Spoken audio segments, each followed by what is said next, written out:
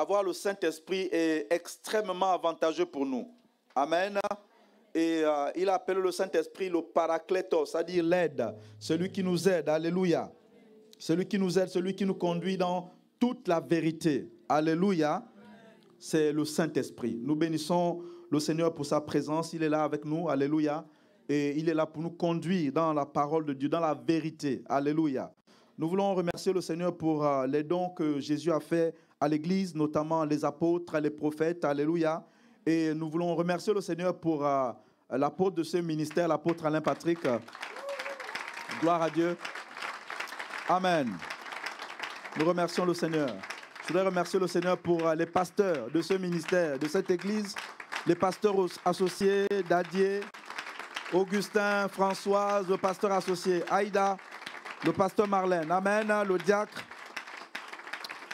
Et nous avons une femme de Dieu qui nous vient du Gabon, si elle peut se lever. Le pasteur Éléonore. Est-ce que nous pouvons acclamer le Seigneur? C'est la maman de Reine Carla. Elle vient de l'église Mont des Oliviers. Est-ce qu'on peut acclamer le Seigneur pour elle? Gloire à Dieu. Amen. Gloire au Seigneur. Alléluia. Gloire au Seigneur. Et je rends honneur à toute personne qui mérite l'honneur que je n'ai pas cité ce matin. Amen, amen. Dis encore à 2 personnes, tu es au bon endroit ce matin. Alléluia. Gloire au Seigneur. Amen. Gloire à Dieu. Gloire à Dieu. Nous sommes dans le mois de la louange et de l'adoration, les grands exploits dans la louange et dans l'adoration. Amen. C'est dans 1 Corinthiens 15 au verset 58, je crois. 1 Corinthiens 15, verset 58, je pense. Ok. Ainsi, mes frères bien-aimés, soyez fermes, inébranlables, travaillant de mieux en mieux à l'œuvre du Seigneur, sachant que votre travail ne sera pas vain dans le Seigneur. Il y a beaucoup de choses qu'on fait sur terre, mais j'assure qu'il y a beaucoup de choses qui sont vaines aux yeux du Seigneur. Mais il y a une chose qui n'est pas vaine aux yeux du Seigneur, c'est l'œuvre que nous faisons pour le Seigneur. Amen. Et la Bible nous demande de travailler de mieux en mieux. Et le mois d'octobre, l'apôtre a donné comme objectif l'amélioration ou les grands exploits dans la louange et l'adoration. Si nous devons travailler de mieux en mieux, ça veut dire que notre adoration doit aller de mieux en mieux. Amen. En principe, cette année, Bruno est là, vraiment. Est-ce qu'on peut acclamer le Seigneur pour le grand frère qui est là, qui vient du Gabon? Gloire à Dieu. Je ne t'ai pas vu, j'étais à Brest la semaine dernière. Ok, gloire au Seigneur. Alléluia. Donc, en principe, la façon dont j'ai adoré l'an dernier, cette année, ça doit être meilleur. Amen. On ne doit pas régresser, on ne doit pas rétrograder dans ce que nous offrons au Seigneur. Amen. Dans notre service pour le Seigneur doit aller d'excellence en excellence. Alléluia. Et j'aime bien ce thème, les grands exploits dans mon adoration.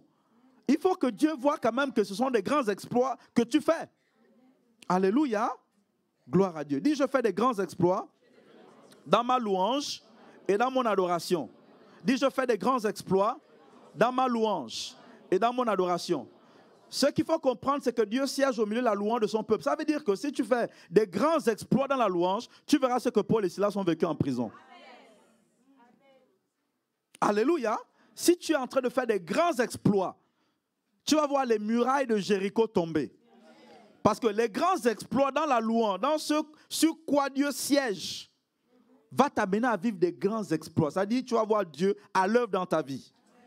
Alléluia. Et je dis souvent que tu ne peux pas t'inquiéter et louer en même temps. Si tu veux faire des grands exploits dans la louange, il faut arrêter de t'inquiéter et te concentrer sur les actes de Dieu, sur la personne de Dieu. Amen. Alléluia. Et le pasteur Augustin est revenu sur beaucoup d'aspects de l'adoration. Je vais rester sur l'adoration ce matin. Alléluia. On va laisser la louange, juste revenir sur certaines définitions. Louer Dieu, c'est vanter les mérites de Dieu, c'est proclamer ses hauts faits. On loue Dieu pour ce qu'il fait. Alléluia. On adore Dieu pour ce qu'il est. Pour dire simple. On loue Dieu pour ses faits, on adore Dieu pour ce qu'il est. Je vais rester sur l'adoration. Et le texte de base, c'est Jean 4, du verset 7 à 30. Et on ne va pas lire, mais tout ce que je dirai sera un peu tiré de ce texte de base-là, que le pasteur Lord, au passage ici, a abordé le samedi, non, le dimanche. Le dimanche, je crois. Vendredi soir, pardon. Vendredi soir. Donc, je vais rester sur ce texte-là. Alléluia. C'est quoi adorer Dieu? C'est quoi adorer Dieu? Et le thème de mon message se trouve au verset 23. Jacques 4, verset 23. Voilà. Mais l'heure vient, elle est déjà venue, où les vrais adorateurs adoreront le Père en esprit et en vérité, car ce sont là les adorateurs que le Père demande. Dans d'autres versions, c'est les adorateurs que le Père recherche. S'il y avait Pôle emploi au ciel, eh ben, on devait mettre une annonce céleste disant que le Père recherche non pas des manœuvres ou des professeurs d'anglais, mais le Père recherche des vrais adorateurs. Ah, Dieu cherche des vrais adorateurs. Et pourtant, il y a beaucoup d'adoration sur la terre. Oui, il y a beaucoup d'adoration sur la terre. J'avais un voisin indien quand j'étais étudiant et que j'ai gagné au Seigneur. Et quand j'ai commencé à parler avec lui, j'ai remarqué qu'en Inde, il y avait beaucoup de divinités que les Indiens adoraient. Et lorsqu'il m'a parlé des divinités qu'ils adoraient en Inde, je me suis rendu compte que j'avais même mangé déjà un de ces dieux. Parce qu'ils adorent le serpent. Et les Pounous mangent les serpents, par exemple. Il y a beaucoup d'adoration sur terre. Les gens sacrifient les vaches, on sacrifie les humains, on tue les poules, les coqs, tout ça. Vous connaissez ces choses-là, vous avez déjà vu ça certainement quelque part dans le pays, au village. Donc il y a beaucoup d'adoration, même les chrétiens adorent. Mais comment se fait-il que Dieu recherche des vrais adorateurs? Parce que ça ne court pas les rues. Alléluia. Ça ne court pas les rues. Si Dieu cherche vraiment, c'est que ça ne court pas les rues. Alléluia. Et c'est important d'étudier l'adoration parce que c'est à Dieu qu'on remet ça. Et c'est tellement important parce que Dieu répond toujours à la véritable adoration.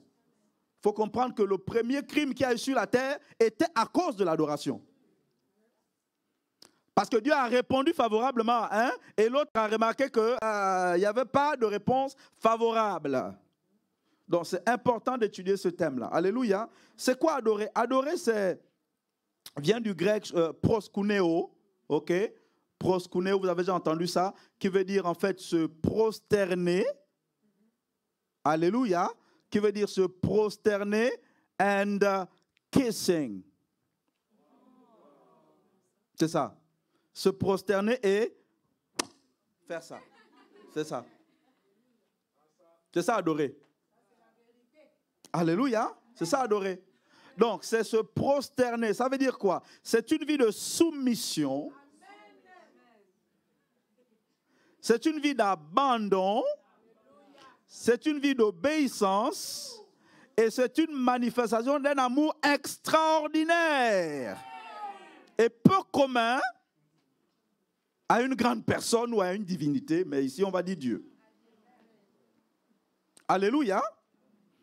Donc, vous voyez qu'on ne parle pas d'abord même du chant. Le chant est une expression d'adoration. Mais vous allez voir que quand Abraham est allé avec Isaac, il dit, allons, on va aller adorer là-bas. Vous allez voir qu'il n'a pas pris un groupe de chants, ou de chantres, ou de piano, quelque part. Pourquoi? Parce que adorer, c'est d'abord une attitude de cœur. Alléluia. Même si la musique est très importante, l'apôtre parlait ce matin de la musique, l'importance de la musique. Et je vous invite à écouter ce message où il rappelait l'importance pour les chrétiens de ne pas écouter n'importe quoi, de ne pas écouter la musique païenne. Parce que la musique est spirituelle. Alléluia. La musique est spirituelle. Donc, si tu m'écoutes ce matin, tu comprends que tous les CD de Kofi qui sont encore à la maison, tu vas brûler, brûler. Les CD de Vincent, brûler, brûler. Kassav, brûlé, brûlé. Jocelyne Labille, brûlé, brûlé. Père Lama, brûlé, brûlé. Princesse Lover, brûlé. Le Yorobo, brûlé.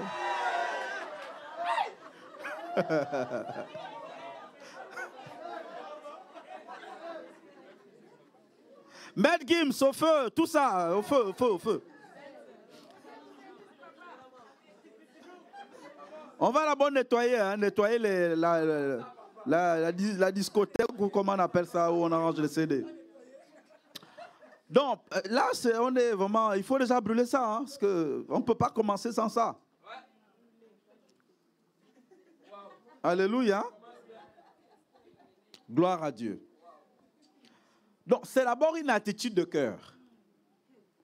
Une attitude d'obéissance et de soumission. Il faut comprendre que le Lucifer au ciel avait des instruments. Et il administrait la louange, l'adoration au ciel. Mais il faut comprendre que lorsqu'il a été éjecté de la présence de Dieu, lorsqu'il y a eu guerre au ciel, il faut comprendre que ce n'est pas parce qu'il s'est trompé de notes. Non, il faut comprendre ça.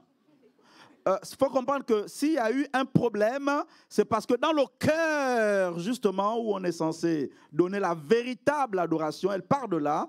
En fait, il a commencé à se dire des choses qui n'exaltent pas Dieu. Alléluia. Donc, c'est vraiment, vraiment important. Donc, Dieu recherche des gens qui font le proskuneo, qui se soumettent à lui, qui s'abandonnent totalement à lui et qui lui manifestent la plus grande expression d'amour qui peut exister. Adorer, c'est quoi? Adorer, c'est vouer un culte à Dieu. Adorer, c'est vouer un culte à Dieu. On revient à l'importance du culte personnel. Le vrai adorateur, en fait, il ne vient pas adorer. Ici, il vient, c'est une partie de ce qui monte dans son adoration au temple. Mais le vrai adorateur, que le temple n'est plus à Jérusalem et que désormais lui-même, il est le temple du Saint-Esprit et qui peut adorer partout où il va. C'est-à-dire, quand il va au travail, c'est le temple qui est en déplacement au travail. Quand il va faire des courses, c'est le temple qui est en déplacement pour faire les courses. Amen. Il comprend ça. Il comprend qu'il doit vivre ça si Dieu est venu habiter en lui. Amen. Donc, Dieu recherche de vrais adorateurs. Il y a un truc qui me choque, c'est que lorsque Jésus est né, les premiers qui sont venus adorer le Messie bébé, ce n'est même pas des Juifs. Alors que depuis, avant même la naissance, ils étaient au courant que le Messie viendrait. En tout cas, les gens savaient que le Messie viendrait. C'était dans la Bible. Les prophètes ont prophétisé. Ce n'était pas une surprise parce que Dieu a parlé, mais longtemps parlé.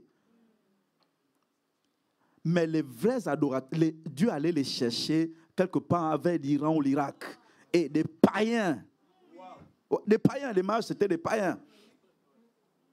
C'est des païens. C'est des gens qui pratiquaient l'astrologie, la divination et toutes ces choses-là. Mais Dieu ne regarde pas tant d'abord à ces aspects extérieurs, il regarde au cœur. Il a vu que les gars avaient un cœur, ils avaient soif de voir le Messie. Au point où ils ont voyagé, s'il vous plaît, à l'époque, il n'y avait pas d'avion, il n'y avait pas de jet privé.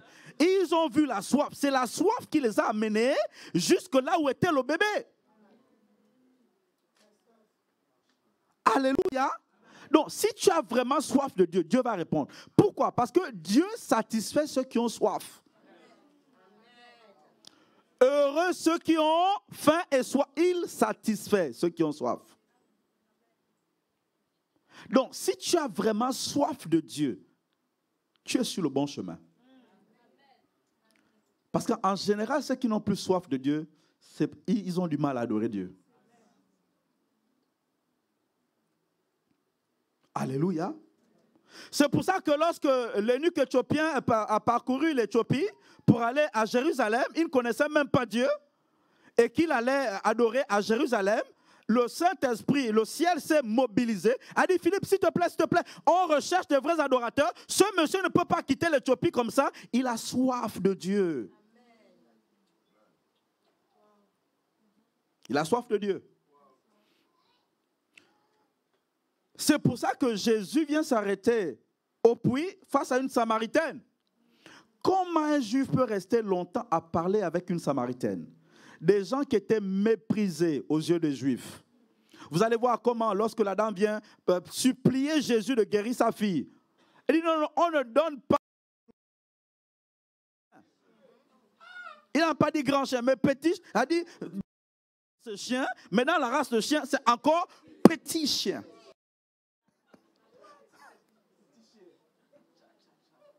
Donc, regarde comment les Samaritains étaient perçus aux yeux des Juifs. Mais Jésus s'est arrêté chez cette Samaritaine-là. Au puits, il s'est arrêté et s'est mis à discuter avec cette dame. J'aimerais te dire que tu risques de passer à côté si tu regardes à ce qui frappe aux yeux. Si tu regardes tout le tralala qu'il y a, vous savez, si vous étudiez vraiment l'adoration, vous allez vous rendre compte que même dans les églises, il y a de fortes chances que beaucoup quittent la terre et n'ont jamais adoré Dieu. C'est vous la vérité?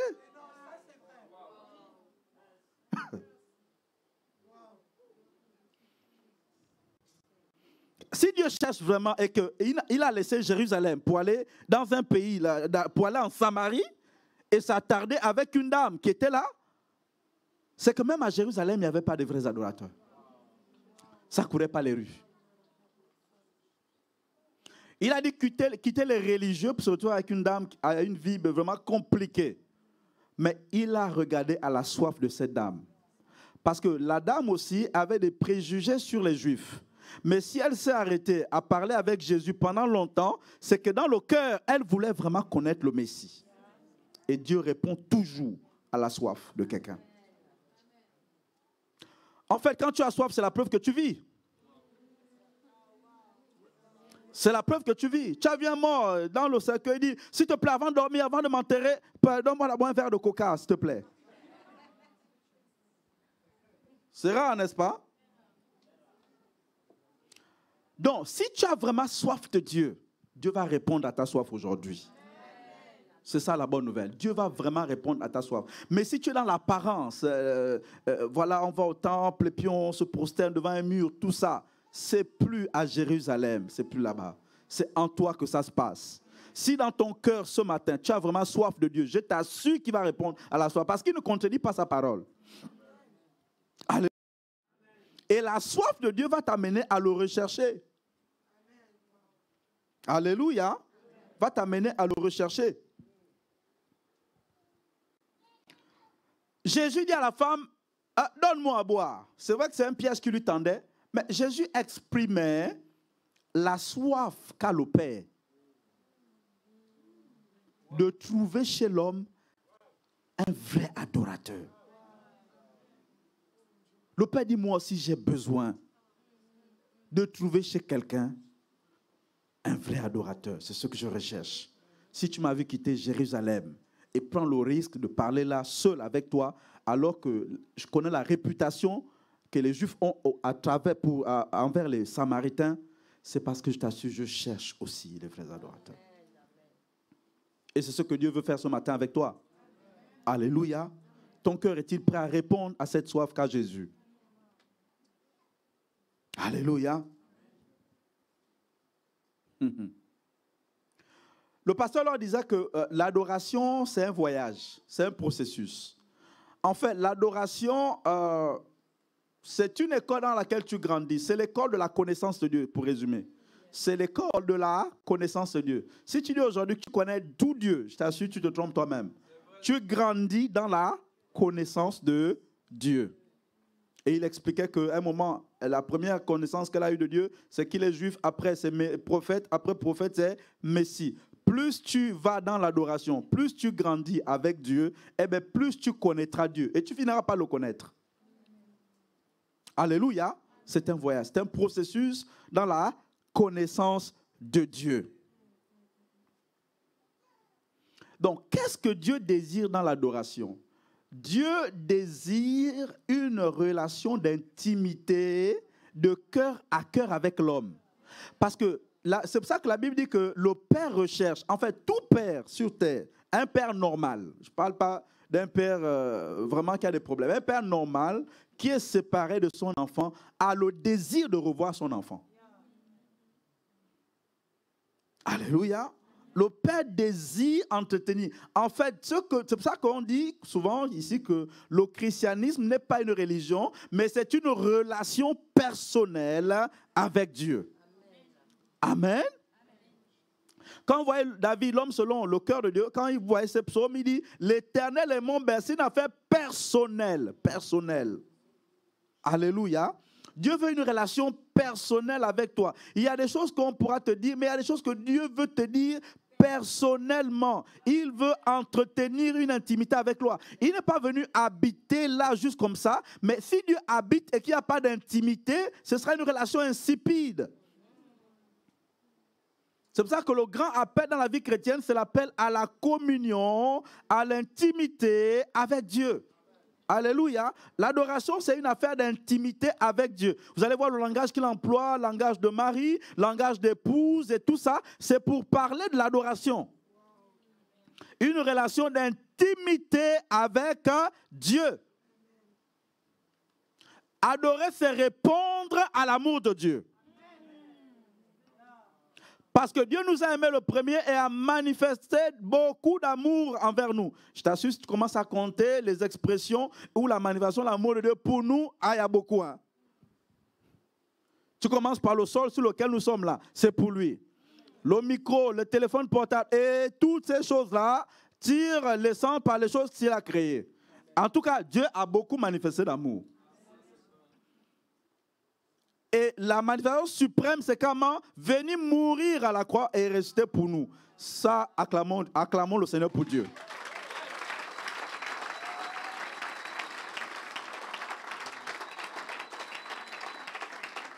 Mais ce n'est pas parce que Dieu a manifesté l'amour que les gens savent répondre ou répondent même à cet amour. Et voilà le grand problème sur terre. Qui a déjà aimé quelqu'un et la personne n'a pas répondu à l'amour que tu as eu pour la personne? Dans le cœur, réponds à la question dans le cœur. Ne lève pas la main, réponds à la question dans le cœur. As-tu déjà été amoureux de quelqu'un et la personne n'a pas répondu à l'amour?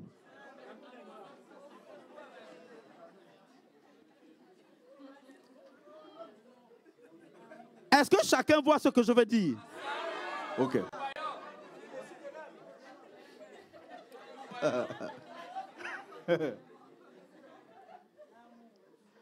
C'est ce qui arrive à Dieu.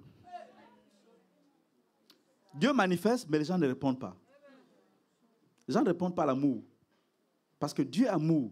La Bible dit même que le Saint-Esprit est descendu et il a répandu l'amour dans nos cœurs. Mais Dieu attend une réponse. Et cette réponse, ça ne doit pas être de l'indifférence. Dieu attend à ce que nous répondions à son amour. Amen. C'est pour ça que s'il y a quelqu'un qui devait souffrir de Dieu sur terre, c'est Dieu. Hein? Mais il n'en souffre pas. Les gens ne répondent pas à l'amour de Dieu. Adorer, c'est répondre à l'amour de Dieu. Amen. Maintenant, comment répond-on à l'amour de Dieu? Ça, c'est une autre question encore. Et c'est là où beaucoup se trompent. Parce que si tu veux répondre à l'amour de quelqu'un, il faut étudier la personne.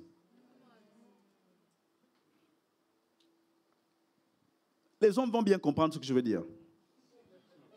Tu ne verras pas un homme quitter son père et sa mère, s'attacher à une femme qui n'a pas étudié.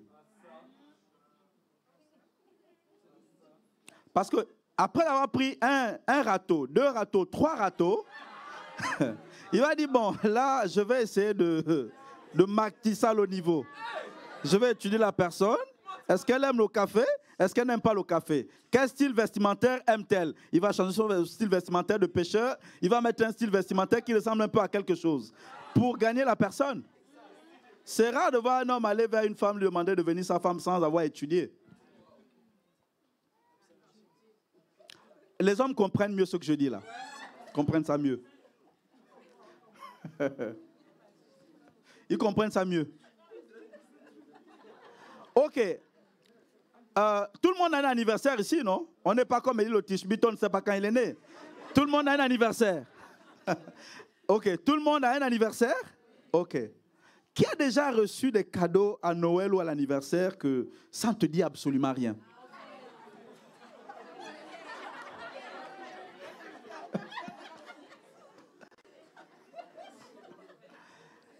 Surtout ceux qui aiment offrir des parfums aux gens. Et il y en a qui s'entêtent dans ça. C'est-à-dire, ils aiment offrir des parfums aux gens. Mon frère, si tu veux offrir un parfum à une sœur, il faut te renseigner sur le type de parfum qu'elle aime. Ça, je trouve, c'est les parfums qu'on met à la morgue.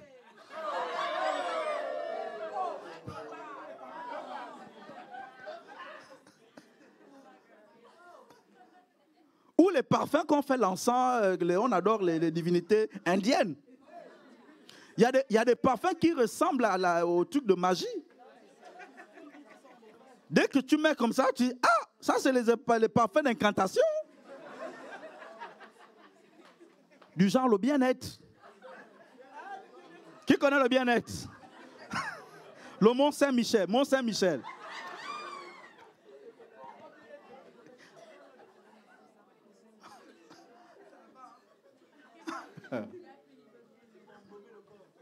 Mont Saint-Michel.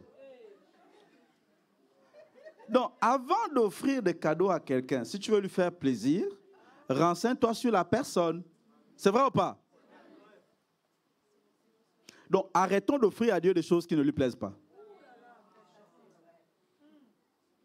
Ah, je suis venu pour adorer ce matin. Je suis venu adorer Dieu. Et ça se trouve, tu sors de là, tu n'as même pas adoré Dieu. Dieu sait ce qui lui fait plaisir. Amen. Dieu sait ce qui lui fait plaisir. Donc, si nous voulons vraiment répondre à l'amour de Dieu par notre adoration, eh bien, il faut connaître Dieu. C'est pour ça que Jésus a dit, eh bien, vous adorez ce que vous ne connaissez pas. En d'autres termes, vous n'adorez même pas du tout. Parce que lorsque les mages sont venus adorer Jésus, ils n'ont pas offert quelque chose sans avoir vu Jésus. Tu n'as rien à offrir si tu ne connais pas Dieu. Comment répond-on à l'amour de Dieu? Marc 12, du verset 32 à 34. Marc 12, du verset 32 à 34.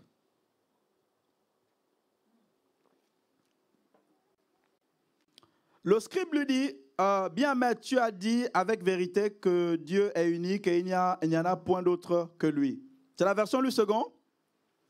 Et que l'aimer de tout son cœur et de toute sa pensée, de toute son âme et de toute sa force, et aimer son prochain comme soi-même, c'est plus que tous les holocaustes et tous les... Voici la priorité. Tous les holocaustes et tous les sacrifices ne valent pas l'expression de notre amour pour Dieu et pour notre prochain. C'est là. On va au verset 34.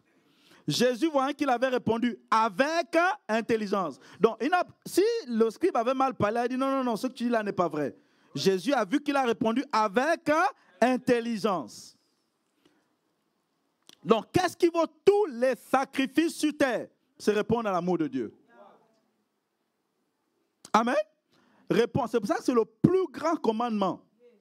Ce n'est pas un conseil. Ce n'est pas une suggestion. C'est le plus grand commandement. C'est une instruction. Amen. Maintenant, comment aimer Dieu? C'est ça adorer.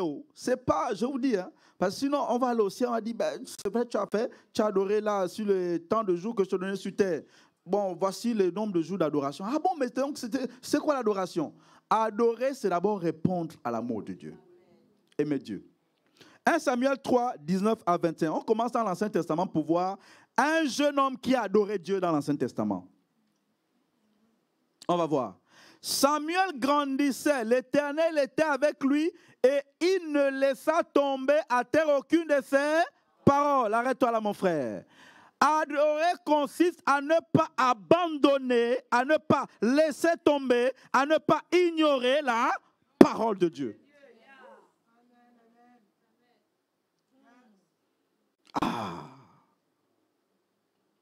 Tu serais choqué de voir que Dieu cherche encore des vrais adorateurs, même dans les églises. Parce qu'on prétend que ce qu'on donne à Dieu, Dieu aime parce qu'il ne dit rien. Non, avec Dieu, ce n'est pas qu'il ne dit mot consent. Hein. Non. Ce n'est pas parce qu'il ne dit rien qu'il est d'accord avec ce que tu fais. Ça ne marche pas comme ça. Il vaut mieux suivre les voies de Dieu. Alléluia. Il ne laissait tomber aucune de ses paroles. Il n'a pas abandonné la parole de Dieu. Et Samuel, c'est l'un des grands sacrificateurs de l'Ancien Testament. On continue. Tout Israël, depuis Dan jusqu'à Beersheba, a connu, reconnu que Samuel était établi prophète de l'Éternel. Verset 21, l'Éternel continuait à apparaître dans Silo, car l'Éternel se révélait à Samuel dans Silo par la... Oui, je veux que Dieu se révèle à moi tel qu'il est. Oui, je veux... Oui, connaître Dieu. Le moyen par lequel Dieu a choisi que son peuple le connaisse, c'est par la parole. Vous adorez ce que vous ne connaissez pas. Oui, d'accord. Vous voulez connaître Dieu? Eh bien, c'est la parole de Dieu. Le monsieur qui parlait à la Samaritaine, ce n'était pas Dieu le Père. Eh bien, c'est Dieu la parole. Jésus est l'image de Dieu. Oh, Philippe a dit, oh mais ok, arrête de nous fatiguer. Montre-nous le Père. Montre-nous le Père, s'il te plaît. Qu'on en finisse, montre-nous le Père. Il dit, mais depuis longtemps,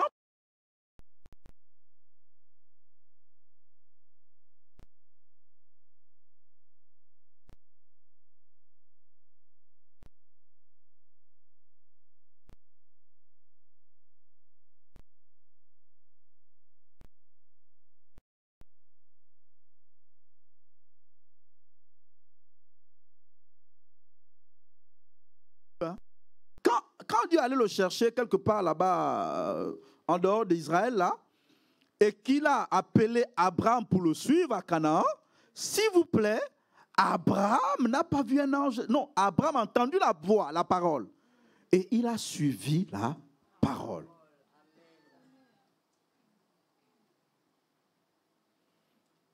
Sauf si on veut des moyens par nous-mêmes, par lesquels Dieu veut qu'on l'aime et qu'on l'adore. C'est comme offrir des parfums à un Dieu qui n'aime pas les parfums. Donc, Dieu a choisi de se laisser, de se révéler, de se manifester à Samuel par la parole. Osée 6.6. On reste encore dans l'Ancien Testament. Osée 6.6. Car j'aime la piété et non les sacrifices. Piété ici, c'est amour. Vous allez voir dans certaines versions. Il dit, j'aime l'amour et non les sacrifices et la connaissance de Dieu plus qu'elle est.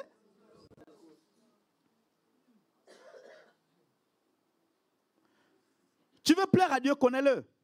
Un des moyens de plaire à Dieu, c'est marcher par la foi. La foi vient comment? Est-ce qu'on entend vient de là? Si tu veux être agréable à Dieu, tu veux que Dieu réponde toujours par un parfum et réponde toujours par la faveur.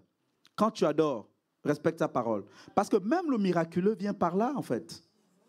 Faites tout ce qu'il vous dira. C'est quoi le miraculeux? Comment ça vient? Ben, j'entends une instruction, une parole du Seigneur, j'obéis à la parole du Seigneur, bam, le miracle arrive. C'est comme ça que ça... Non, il n'y a pas de... On ne peut pas changer la vérité. Même si c'est hier, aujourd'hui, machin, demain, après-demain, je vous assure que ces versets-là, on ne peut pas les changer parce que le monde a changé et que voilà, maintenant on n'est plus dans les téléphones, qu'on tourne comme ça, il faut maintenant les smartphones. Ça là, il n'y a pas de digital, je sais pas, knowledge, c'est la même connaissance. Amen. On ne peut pas changer. Alléluia. Comment l'homme selon le cœur de Dieu qu'on appelait David, qui a structuré la louange, l'adoration dans l'Ancien Testament, a plu à Dieu. Mais regardez le psaume 119. Il a consacré tout un chapitre de la Bible à la parole de Dieu. Mais regardez même le premier livre, le psaume 1, comment il commence. Heureux l'homme qui ne marche pas selon le conseil des méchants, qui ne s'assoit pas sur la compagnie des moqueurs, mais qui trouve son plaisir dans quoi là?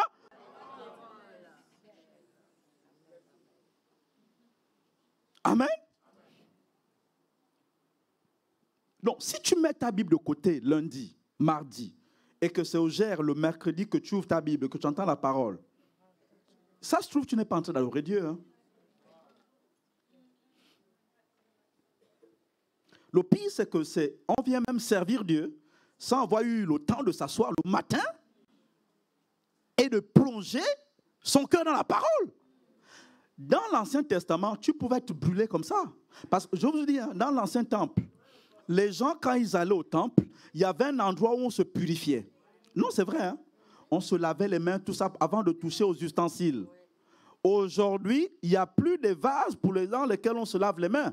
Aujourd'hui, Dieu nous met à part et nous purifie par sa parole. Amen.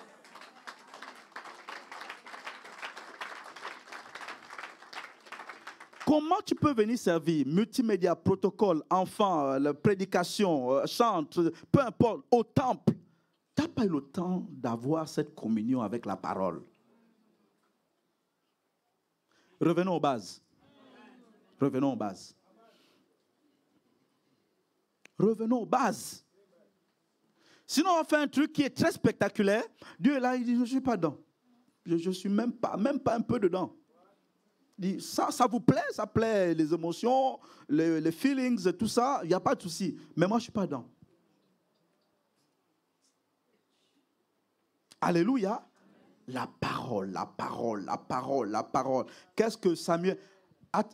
Dieu ne joue pas avec sa parole. Il y a un truc, c'est que Dieu ne joue pas avec sa parole. Demandez à Moïse, tout ça, les Josué, ils savent ça. Que Dieu, sa parole-là, Dieu ne veille pas. Un homme de Dieu a dit que Dieu ne veille pas sur nos problèmes. Dieu veille sur sa parole pour l'accomplir. Je t'assure. Les miracles sur terre ne vont pas vers ceux qui en ont le plus besoin. Non. Les gens qui ont besoin de miracles, ils ne les ont pas. Les miracles vont vers ceux qui croient. Et ils croiront comment s'ils n'ont pas entendu. Et comment entendront-ils si personne ne prêche la parole?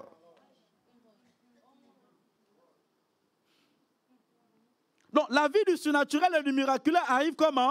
Instruction, obéissance, et puis tu vois le miraculeux. Alléluia. C'est pour ça que nos pères, il y en a qui sont morts pour que la parole soit partout sur la terre. C'est pour qu'on l'ait. Dieu a choisi. Kenneth Hagin avait plusieurs apparitions du Seigneur Jésus. Il a vu Jésus venir comme ça en blouse, avec des sandales au chevet de son lit de l'hôpital. Et il lui parlait. Il a eu plusieurs révélations du Seigneur Jésus. Et la dernière fois quand le Seigneur lui est apparu, il a dit, c'est la dernière fois que je t'apparais. Désormais, tu vas marcher avec moi comme tout le monde. Par la foi. C'est-à-dire, en méditant ma parole. C'est là que tu vas apprendre à me connaître. Parce qu'on n'est pas conduit par les expériences spirituelles. Toute expérience spirituelle doit être examinée à travers la parole. Alléluia. C'est pour ça un grand adorateur comme Jean, qu'est-ce qu'il a dit au début? Jean 1:1, il a dit au commencement était Jésus. Non, au commencement était la parole. Tu peux avoir une grande vie de prière, mais s'il n'y a pas la méditation de la parole à côté, tu vas passer à côté de plein de choses. Vaut mieux commencer ta journée par la méditation de la parole, par la confession, la proclamation de la parole. Amen. Ça parle à quelqu'un ce matin? Amen. Je suis vraiment désolé, mais je ne peux pas changer la vérité. Je ne peux pas la changer. Je ne peux pas la changer. Il faut garder le rouleau. Amen. Il faut garder le rouleau. Il faut connaître le rouleau. Il faut l'avoir tout le temps sur soi. Alléluia. Jean 14. Là, on était dans l'Ancien Testament. On va dans Jean 14 maintenant. Allons-y dans l'autre alliance. 21, version Semeur. Jean 14, 21. Allons dans Jean 8, 37, 31, je crois. Jean 8, 31. Version le second. Jean 8, 31. Jean 8, 31. Et il dit aux Juifs qui avaient cru en lui, si vous demeurez, condition, si vous demeurez, parce que les gens font ce qu'ils veulent. Si vous demeurez dans ma, vous êtes quoi?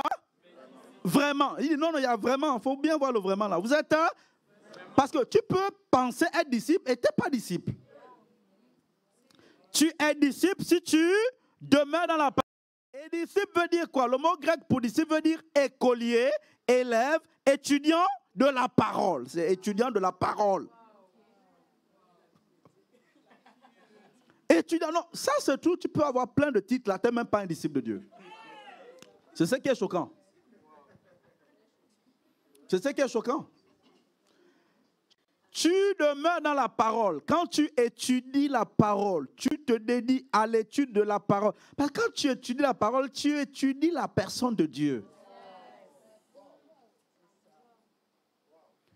Il dit que c'est là que tu es vraiment mon disciple. On va au verset 32. Il dit, alors tu connaîtras la vérité et la vérité t'a... La vérité n'affranchit pas, c'est la connaissance de la vérité. Quand tes yeux sont illuminés dans la vérité, c'est là que tu es affranchi. Tu peux avoir la Bible dans tes mains et être lié par toutes sortes de problèmes. Mais lorsque tu as accès et que tu as la révélation de la vérité, eh bien, tu n'as pas besoin de séances de délivrance. On vient, on shoot les micros, tout ça. On impose les mains, on te frappe contre le mur. Non, c'est la connaissance de la vérité. Chers nous, écoutez-moi, chers nous.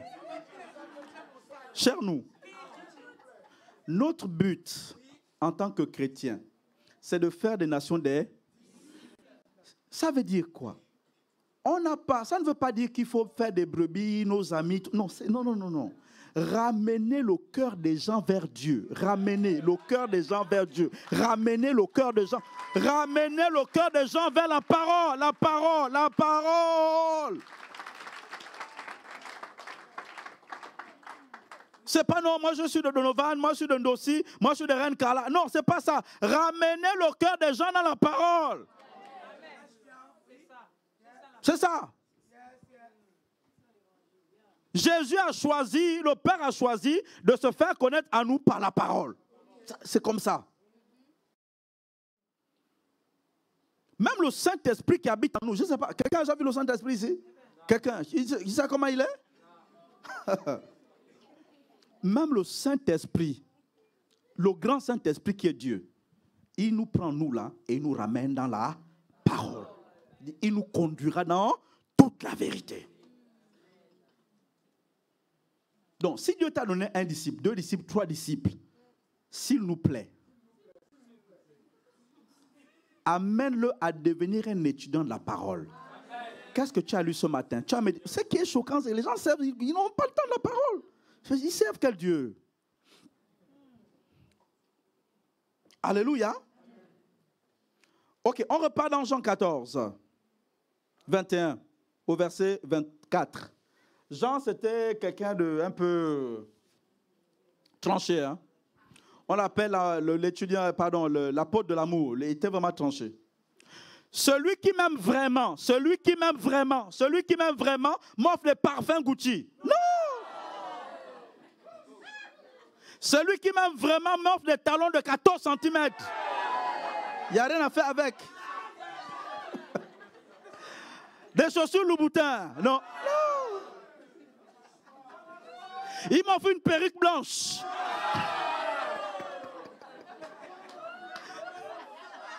Il m'offre une grande chaînette écrite ici Jesus.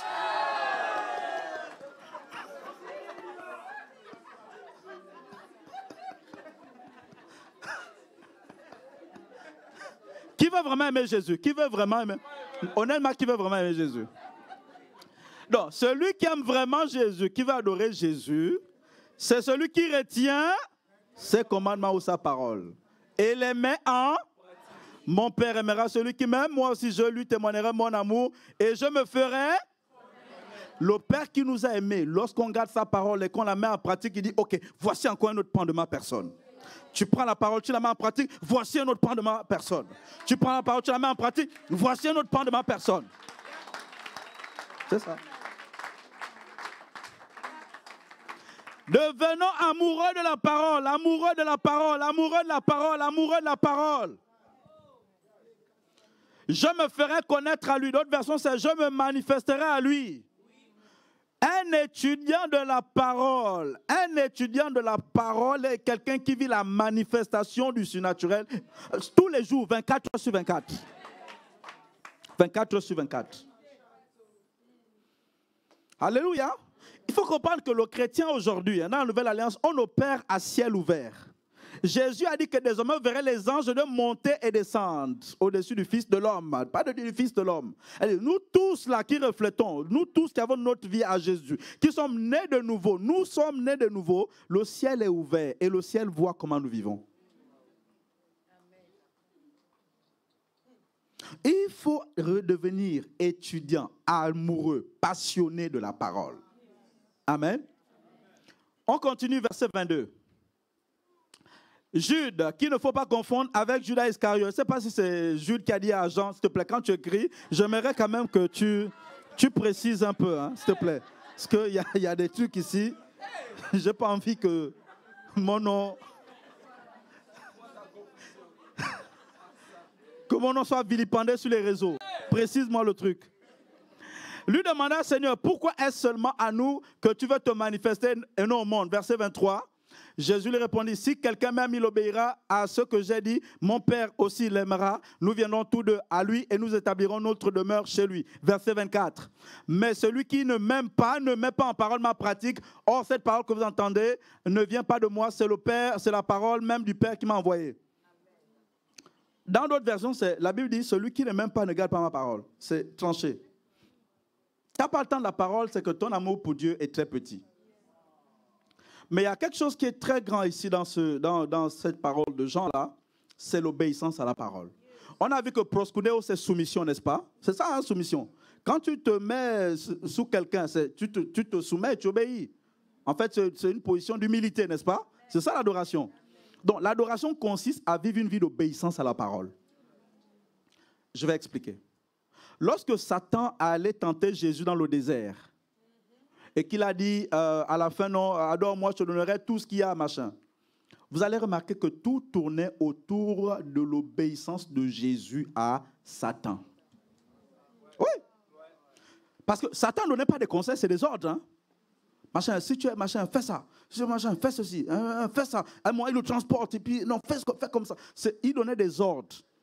Et la Bible dit que tu es celui à qui tu obéis, en fait, tu es esclave à celui à qui... Voilà. Donc, l'adoration, c'est vivre une vie d'obéissance. Dis obéissance.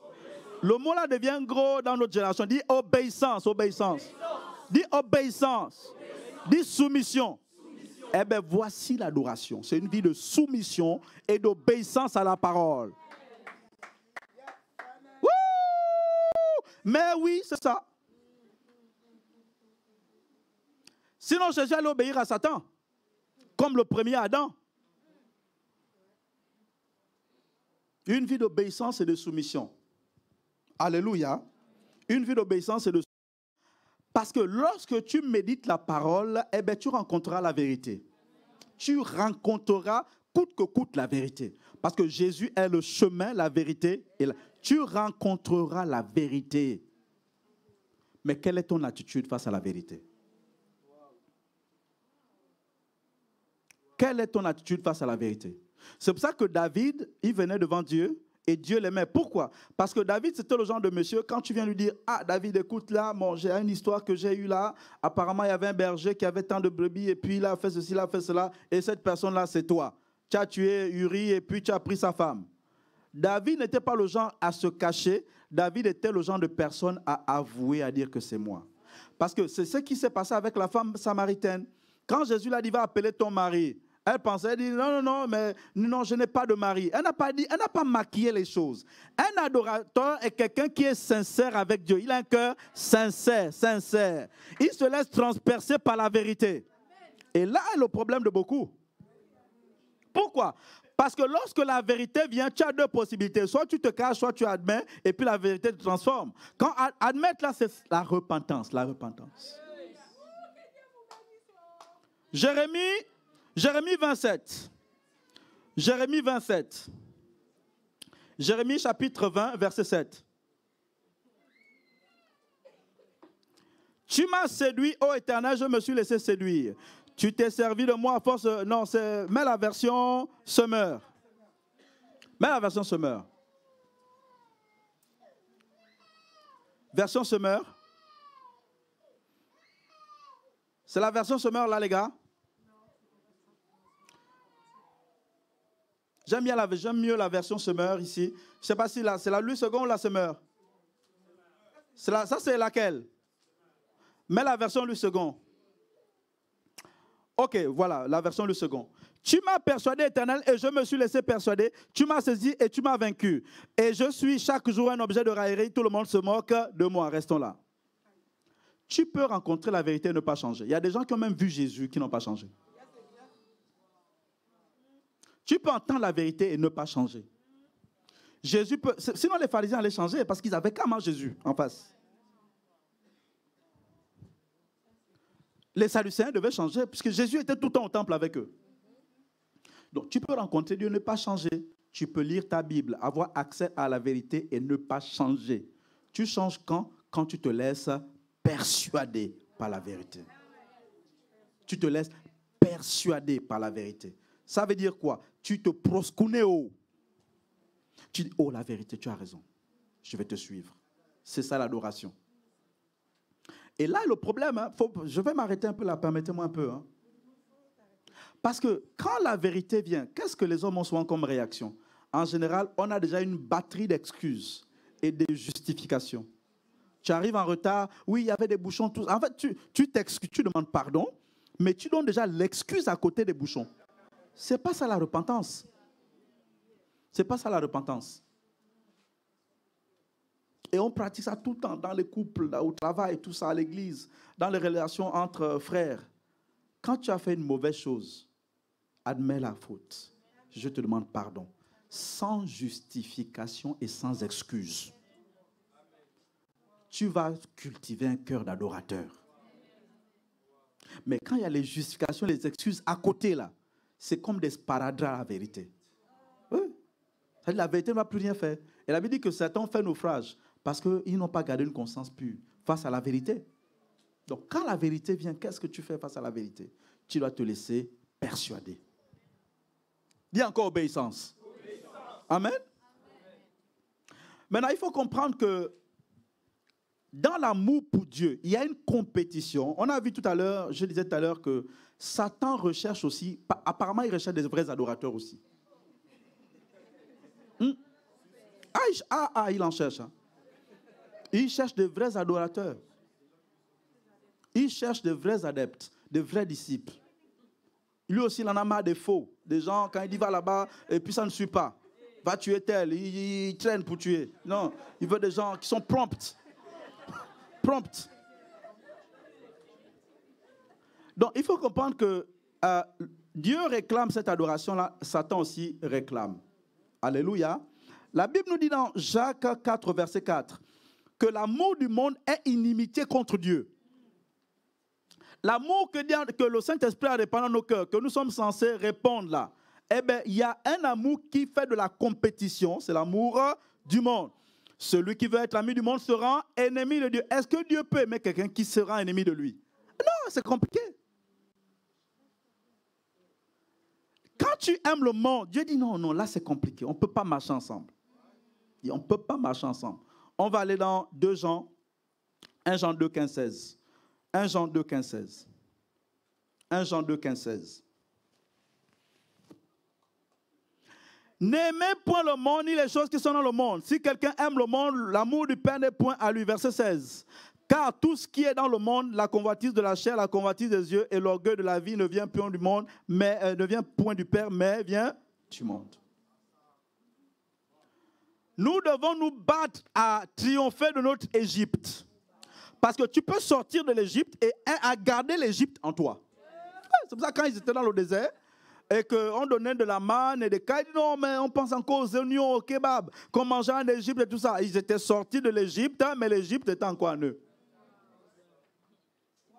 Et c'est ça que Pharaon a dit au peuple juif. Il dit, allez adorer, mais n'allez pas loin du pays. Restez juste à côté pour adorer. C'est ça que Satan va te proposer. Adore, mais reste dans le monde, reste encore près du monde. Garde encore ces trucs de mondain là, s'il te plaît. Et puis tu mixes les deux. C'est ce qui me plaît. Satan va te proposer ça. Oui. Il va te proposer ça. De garder le monde en toi. Alléluia. Mais si tu veux marcher avec Dieu, tu dois mourir au monde. Ah ouais, tu dois mourir au monde. Et certains ont encore beaucoup de monde dans leur cœur. Il faut sortir du monde. Il faut triompher de son ancienne Égypte. Alléluia. Il faut triompher de ça. Il faut triompher de ça. Parce que aimer le monde. Donc, il dit quoi? La convoitise des yeux. Vivre pour plaire au monde. Ah, ça, c'est tellement long, on peut rester là même des heures. Beaucoup de chrétiens vivent pour plaire au monde. Ouais. S'habillent comme les gens du monde pour ne pas qu'ils nous jugent. Font des blagues comme les gens du monde pour ne pas qu'ils nous jugent. Non, si tu veux plaire au monde, tu as déjà loupé Dieu.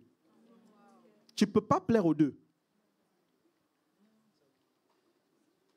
L'orgueil de la vie. La gloire du monde.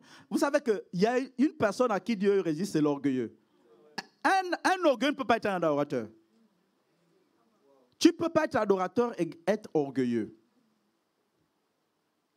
Il faut mourir à ça. Pour ça, il faut revêtir l'humilité. Et j'aime bien les réseaux sociaux, hein, mais il faut checker tout le temps ses motivations. Un vrai adorateur fait attention à son cœur. David disait, sonde mon cœur ô Éternel. Quand tu vas sur les réseaux sociaux, qu'est-ce qui te motive? La gloire que Satan a montré à Jésus, la gloire du monde, les acclamations du monde. Attention. Attention. Malheureusement, beaucoup sont motivés par la célébrité. Je vous l'avais dit, hein? Il faut checker ses motivations. Même aller implanter des églises, il faut checker ses motivations.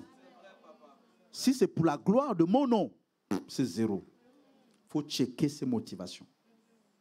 Amen. Checker tout le temps son cœur. Checker tout le temps son cœur. Checker. Est-ce que je marche dans l'orgueil? Parce que proskuneo et l'orgueil, ça ne peut pas aller ensemble. Proskuneo, c'est soumission et obéissance. Et si on parle de soumission et obéissance, c'est qu'il y a des instructions. On revient à la parole de Dieu. Amen. Maintenant, enfin, le pasteur Augustin en a parlé. Tu ne peux pas être un vrai adorateur sans sacrifice. Dans toute la Bible, de Genèse à Apocalypse, c'est rempli de sacrifices. Maintenant, ce n'est pas les mêmes sacrifices, c'est sûr. On n'a plus à amener des pigeons et tout ça. Non. Aujourd'hui, c'est pour ça, avant, quand tu allais au temple, hein, qu'il y avait beaucoup de péchés, tu étais obligé d'amener beaucoup d'animaux en fonction du péché. Quand le péché est grand, ben, peut-être on va te demander un animal, tu es obligé d'aller loin dans la forêt pour le chercher. Hein. Aujourd'hui, on n'a plus besoin de ça. On a le sang de Jésus pour nous. Et voilà, gloire à Dieu. Gloire à Dieu. Et même là, avec le sang de Jésus, il faut confesser, il faut avouer. Alléluia, il faut avouer. Maintenant, il y a d'autres sacrifices à amener dans la présence de Dieu. On a vu que le premier crime qu'il y a eu sur terre, c'est entre deux frères. C'est parce qu'il y a un qui est venu offrir des feuilles, de la salade. Il pensait que Dieu était végétarien. Il dit, bon, on va lui faire des plats d'entrée avec de la laitue. Il aime ça. Et l'autre frère a amené du sang. Et Dieu a répondu par la faveur. Tu ne peux pas venir prétendre adorer Dieu sans sacrifice. De la Genèse à Apocalypse, va chercher le mot sacrifice et offrir. C'est partout.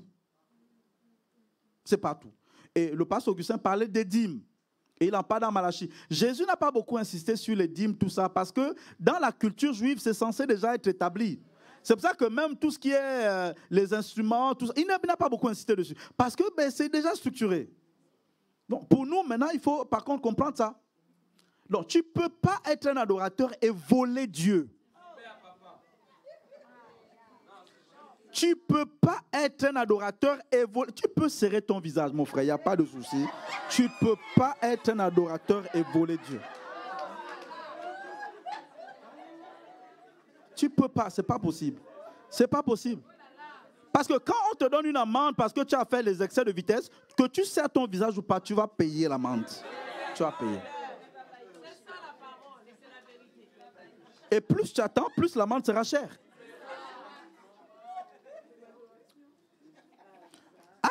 Eh oui. Tu as vu Abraham aller adorer sans rien. Non, on adore toujours avec des sacrifices, des offrandes.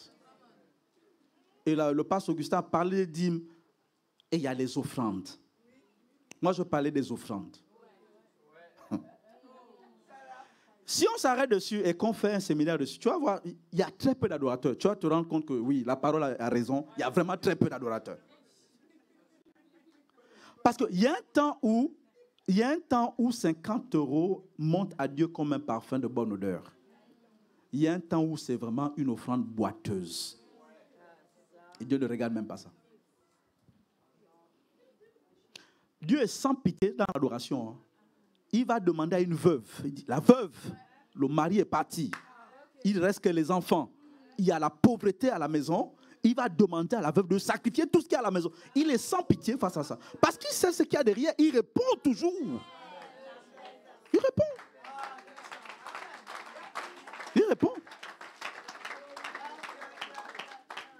Dis-moi comment tu donnes à Dieu, je te dirai quel est ton cœur, l'état de ton cœur. Montre-moi comment tu donnes, je te dirai quel est l'état de ton cœur. Comment tu donnes à Dieu, révèle l'état de ton cœur. Tu ne peux pas bluffer Dieu, ce n'est pas possible. Comment tu donnes à Dieu, révèle l'état de ton cœur. Certains, les hôtels d'adoration, c'est Jennifer, Pimki, comment ils appellent ça, Zara, H&M. C'est là-bas où on donne tous les sacrifices.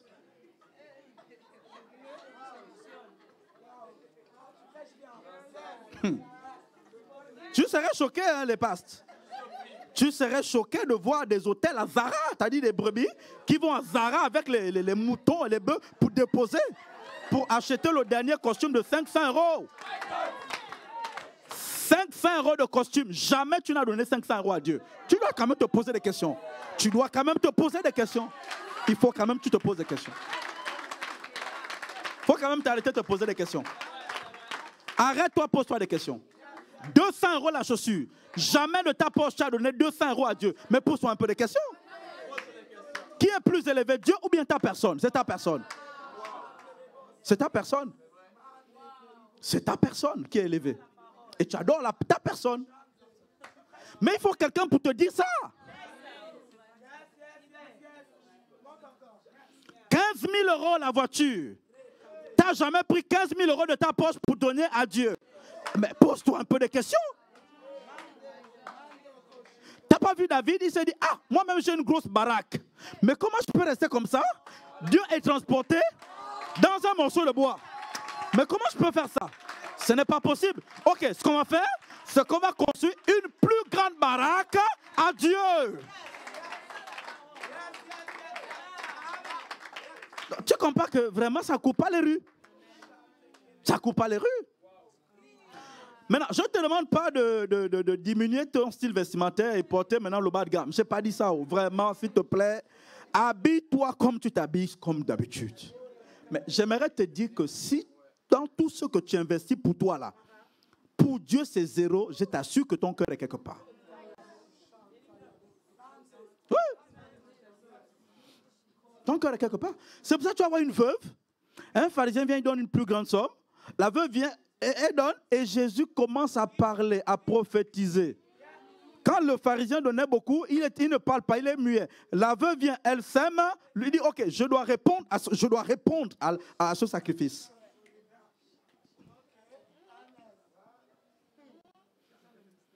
Tu peux avoir ton cœur là attaché à maman, tu ne sais même pas. Hein. Tu sais pas. Tu es là, tu ne sais pas. Alléluia.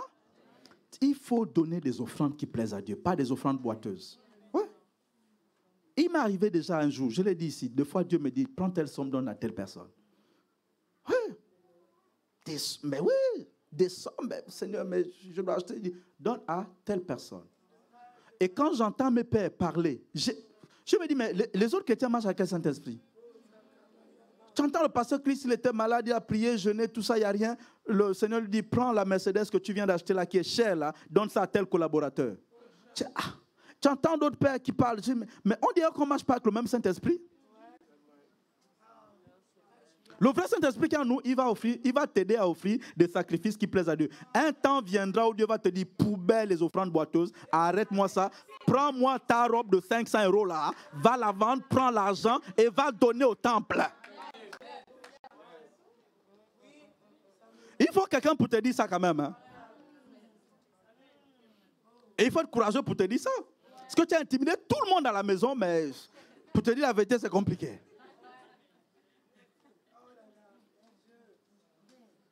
Alléluia.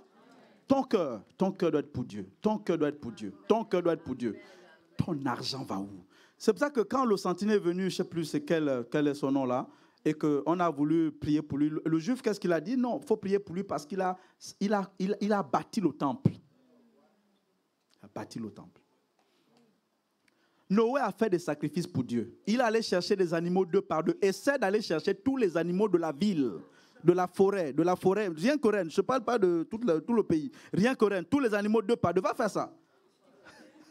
C'est compliqué. Et va chercher, non seulement tu fais ça, mais tu cherches la nourriture de chaque père. Tu vas voir quand même qu'il y a une vie de sacrifice à côté. Amen. Si j'étais ton responsable de GER, j'allais insister sur la petite partie sacrificielle là, à l'église, au GER.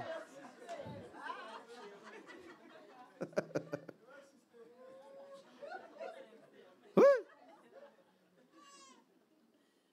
Ok, je vais terminer par ça. L'autre partie des sacrifices. Aujourd'hui, on ne peut plus aller chercher 1000 bœufs et amener ça ici à l'église. Et venir, passe Augustin, voici mes 1000 bœufs. Il n'y aura pas de place et puis le parfum dans la maison, c'est un peu chaud. C'est plus ça. Aujourd'hui, on amène 1000 âmes. 1000 âmes. 1000 âmes au temple. 1000 âmes au temple. Et c'est là où le Seigneur dit, ah, même quand il y a une seule, ah, mon frère, il y a de la joie dans le... Pourquoi y a-t-il de la joie? Parce que sur la terre, il y a eu un sacrifice qui a été fait, qui est monté comme un parfum de bonne odeur, et le Seigneur répond. Pourquoi l'agneau de Dieu qui a été immolé est digne de recevoir? Et tout ce que tu sais dans l'Apocalypse, louange, puissance, ainsi de suite. Parce qu'il a offert sa vie pour offrir à Dieu l'humanité entière. C'est pour ça que la femme, lorsqu'elle est venue devant Jésus, elle est venue pour puiser de l'eau à la base, elle a laissé sa cruche. Il y a peut-être quelque chose de humain à laisser aujourd'hui pour servir les intérêts de Dieu. Qu'est-ce qu'elle a fait après? Elle est repartie vers les messieurs de la ville et elle a parlé de Jésus. Elle a offert la ville. Elle a amené la ville. Elle dit, voici le sacrifice. Ah, tu ne comprends vraiment, Saint-Esprit, aide-moi.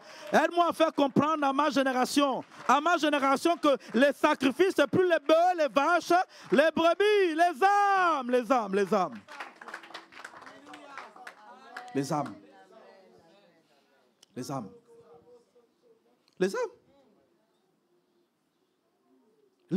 Les âmes. Même le fou de Gadara, après avoir été délivré, il a dédié sa vie. Il dit qu'il est allé dans la Décapolis. Dans 10 villes, il dit, je vais gagner 10 villes. Aujourd'hui, on n'a plus de bœufs. On prend des villes comme Saint-Brieuc. On dit, Seigneur, voici Saint-Brieuc. C'est plus les moutons et les bœufs, laissez-les tranquilles.